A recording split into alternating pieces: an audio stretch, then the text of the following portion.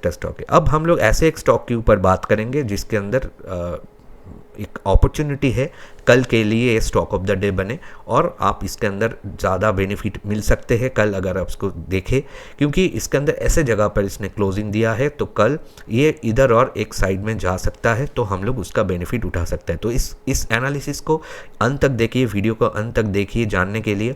और हाँ, एक चीज़ कि आप एनालिसिस देखने के बाद खुद डिसीजन लीजिए, उसके बाद ही काम कीजिए।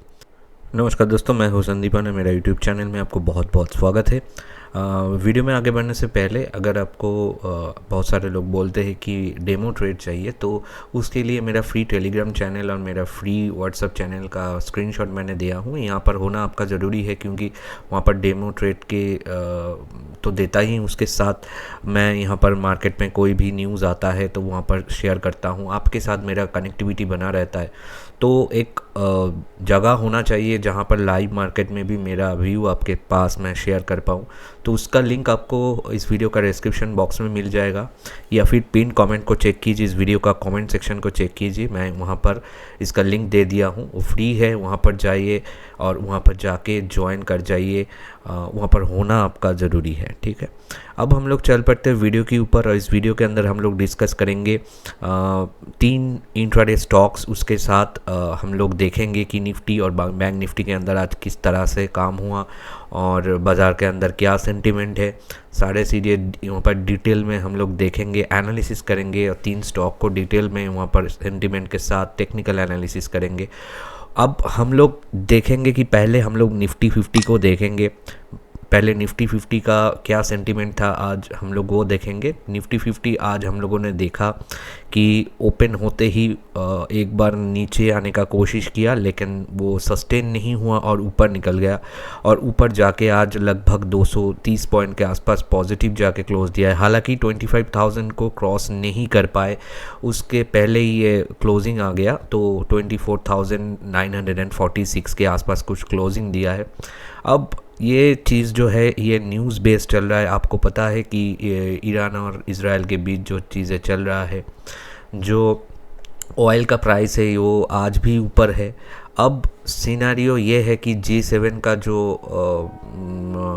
जो आज कल से जो शुरू हुआ है, आज और कल मेनली उसका होगा, उसका जो समिट हो रहा है G7 समिट, तो उसमें कुछ चीज़ें डिस्कस होने वाला है। तो मार्केट ये होप कर रहा है कि ये चीज़ें, ये जो कॉन्फ्लिक्ट चल रहा है, ये चीज़ों को लेके एक सॉल्यूशन आ जाए।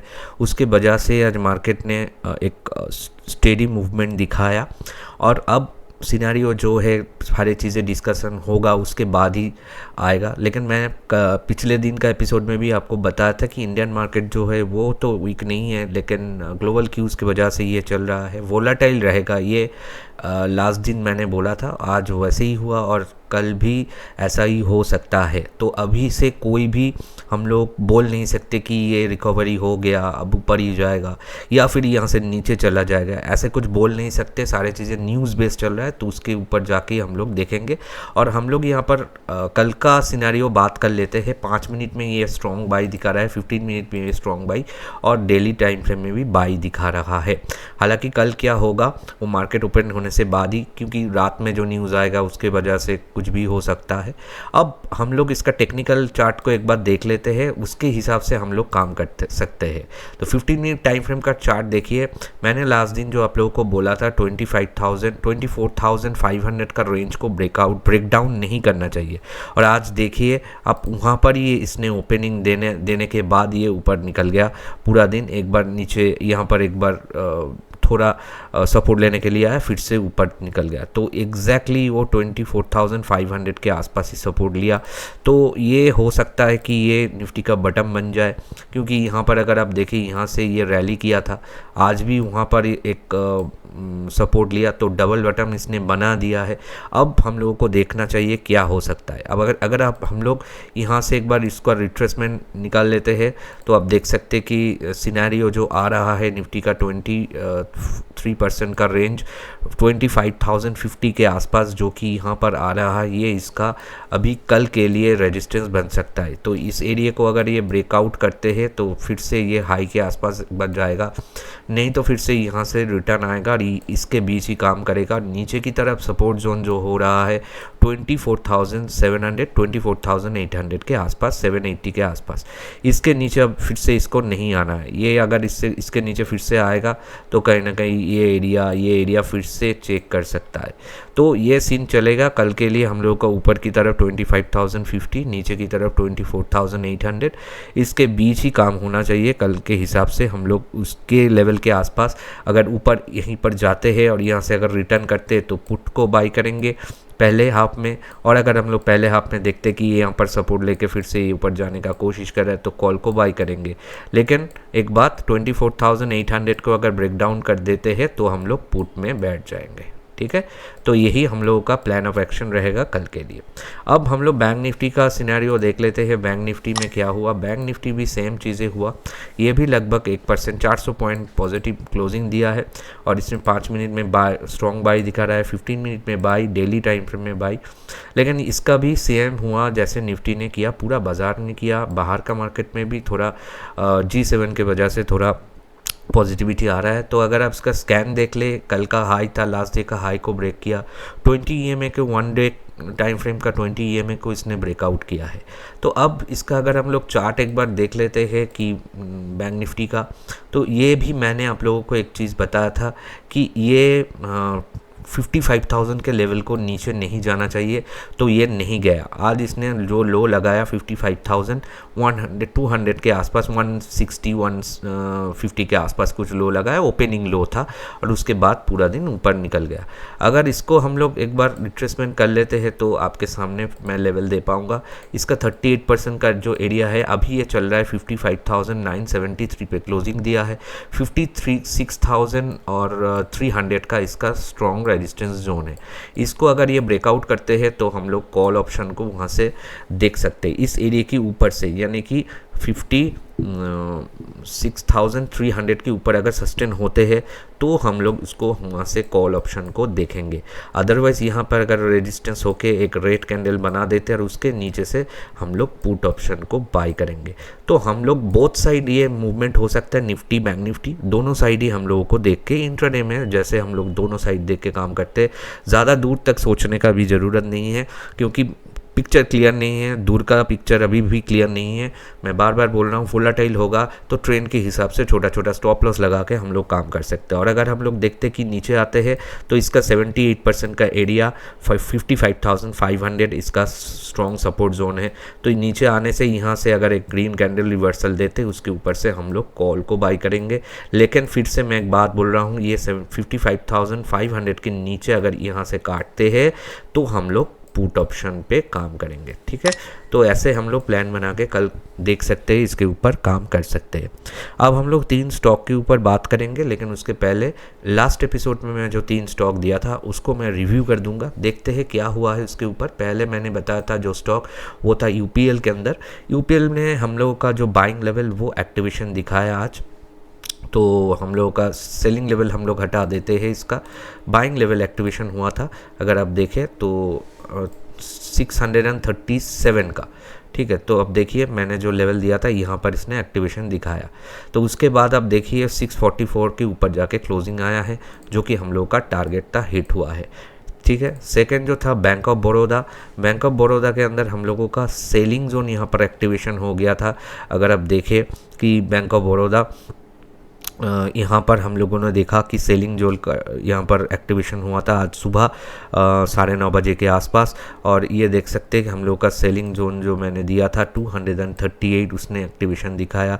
उसके बाद ये नीचे गया 236 के आसपास, हालांकि हम लोग को टारगेट तक नहीं गया। लेकिन मैं बार बार एक चीज़ें बोलता हूँ, थोड़ा प्रॉफिट देते हैं। अगर आप बुक करते भी नहीं है तो स्टॉप लॉस को आप ट्रेल करते रहिए, तो यहाँ पर आप लोगों को प्रॉफिट मिल गया होगा। 2 कैंडल में ही हम लोगों का 236 दे गया, यानी यानी कि 1% के करीब करीब, जो कि इंट्राडे में वैसे 1% अच्छा होता है, तो इसने हम लोगों को देके गया। उसके बाद सेकेंड हाफ में ही ऊपर गया, उसके बाद मतलब वो 10 साढ़े 10 11 बजे के बाद से ही ऊपर निकला, लेकिन उसके पहले हम लोग 236 के आसपास एक लो लगा के गए थे।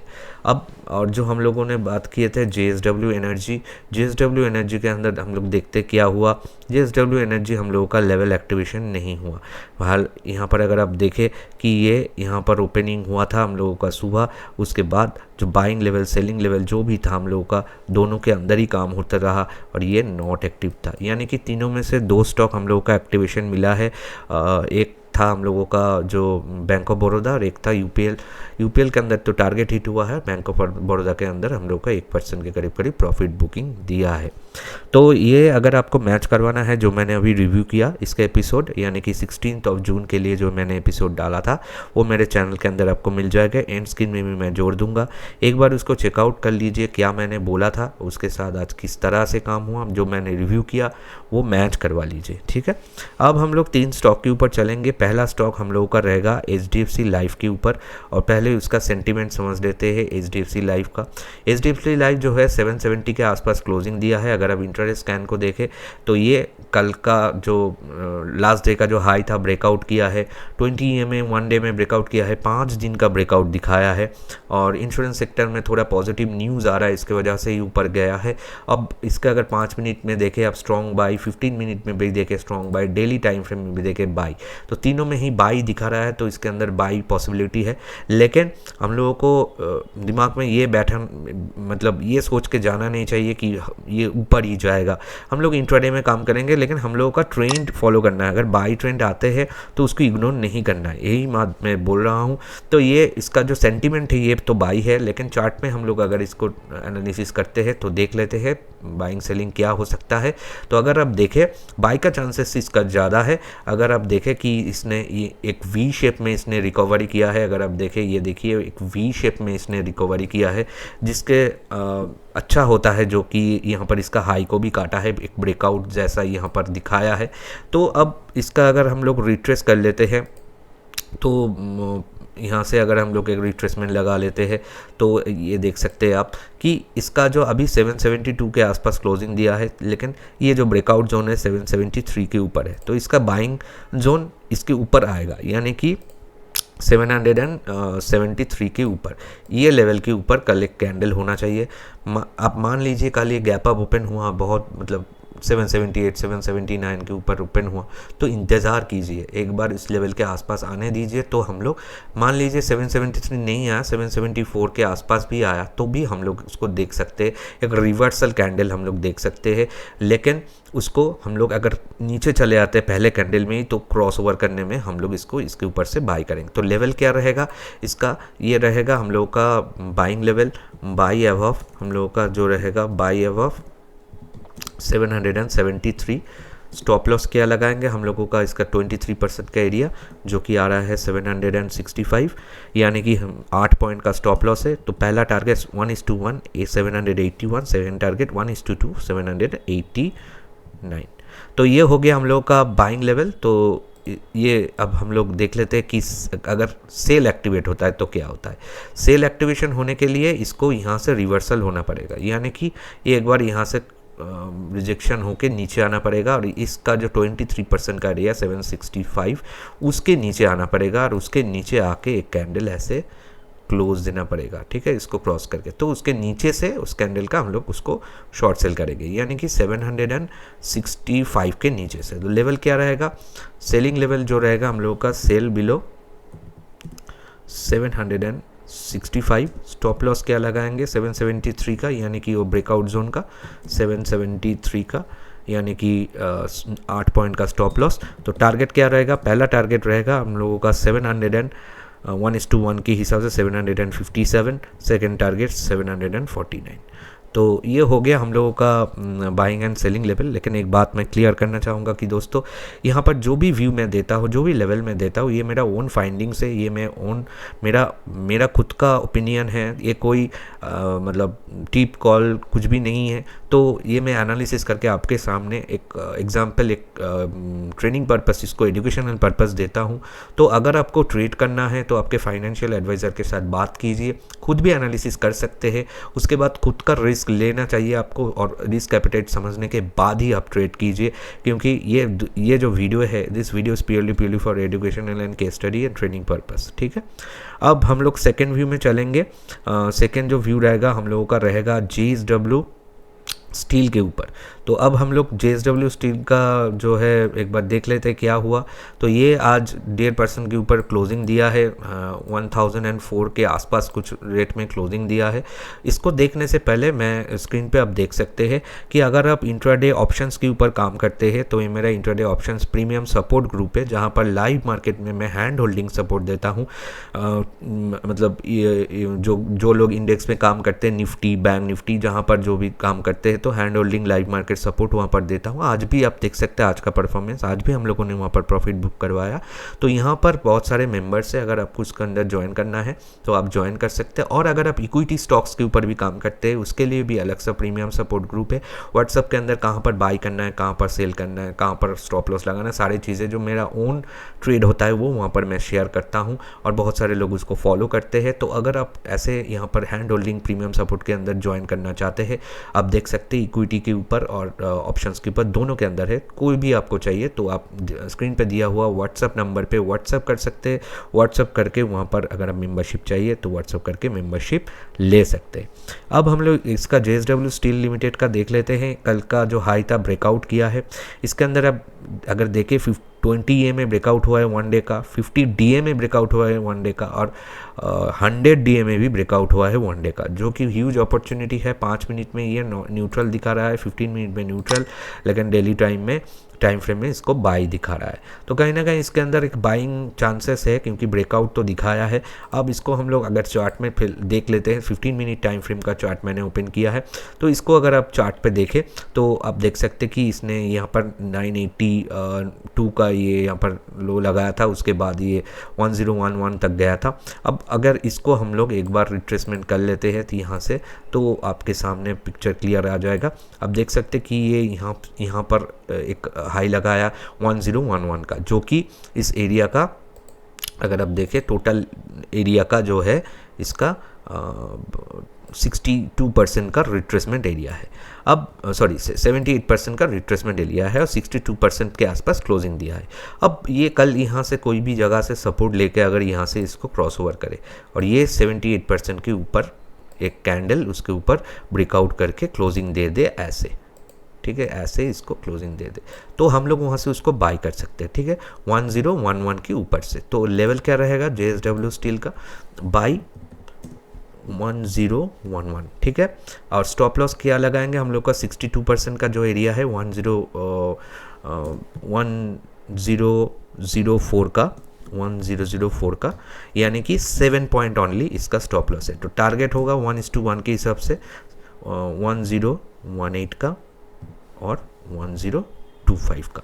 तो ये हो गया बाइंग लेवल। अब इसका अगर ये उल्टा होता है, यानी कि ये नीचे आने का कोशिश करते, कल देखते कि बाजार गिर रहा है और सारे स्टॉक्स नीचे आ रहा है, स्टील सेक्टर, मेटल सेक्टर नीचे आ रहा है, तब हम लोग क्या करेंगे, उसके लिए भी प्लान होना चाहिए। यहाँ से अगर ये रिजेक्शन होकर नीचे आते हैं और इसका 38% का जो एरिया है 996, उसके नीचे चले आते हैं और उसके नीचे आके ऐसे एक कैंडल उसके नीचे बन जाते हैं, तो हम लोग उसके नीचे से हम लोग शॉर्ट सेल भी कर सकते हैं, यानी कि 996 के नीचे से। तो उसका लेवल क्या रहेगा, सेल, शॉर्ट सेल 996 का।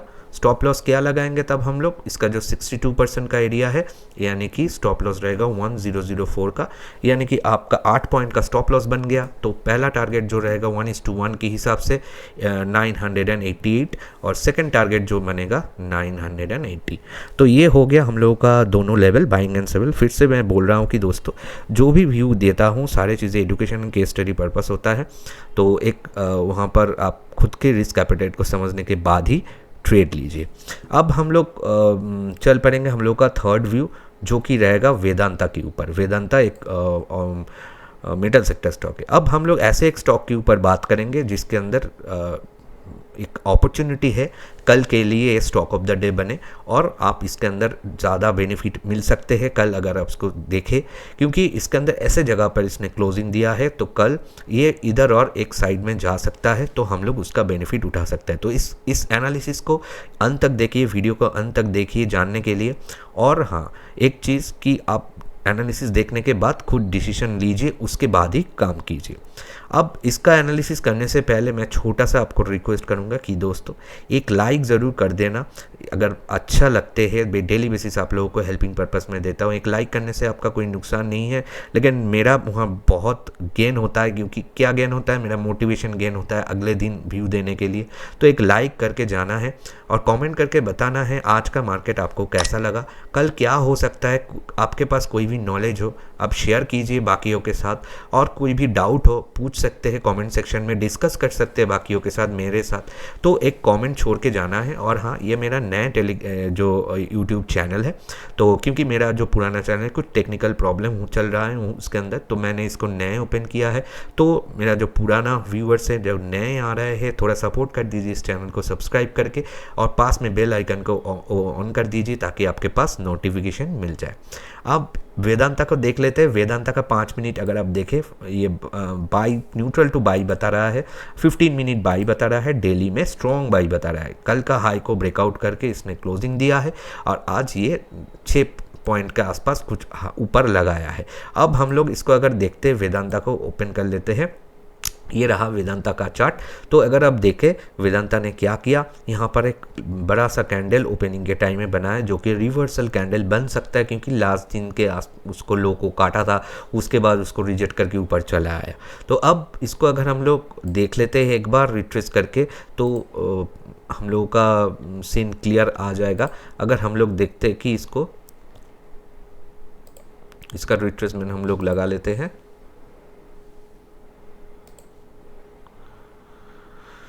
ठीक है, तो ये रहा हम लोगों का इसका जो रिट्रेसमेंट लेवल।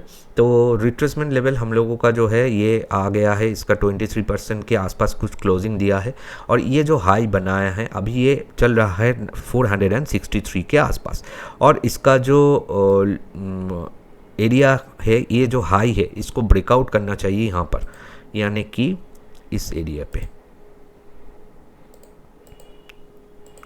इस एरिया पे, क्योंकि ये यहाँ से ब्रेकआउट करेगा तब भी ये स्ट्रेंथ दिखाएगा। अब 463.5 पे क्लोजिंग दिया है और इसका जो ये एरिया है 467, इसके ऊपर इसको जाना चाहिए। इसके ऊपर जाके ऐसे एक कैंडल उसके ऊपर बनना चाहिए, तभी ये कंफर्मेशन देगा कि हाँ ये और ऊपर जा सकता है। ऐसे एक कैंडल इस लेवल के ऊपर बनना चाहिए, उसके ऊपर से हम लोग उसको बाय करेंगे। ठीक है, तो वेदांता VDL को हम लोग बाइंग लेवल क्या बन गया, 467।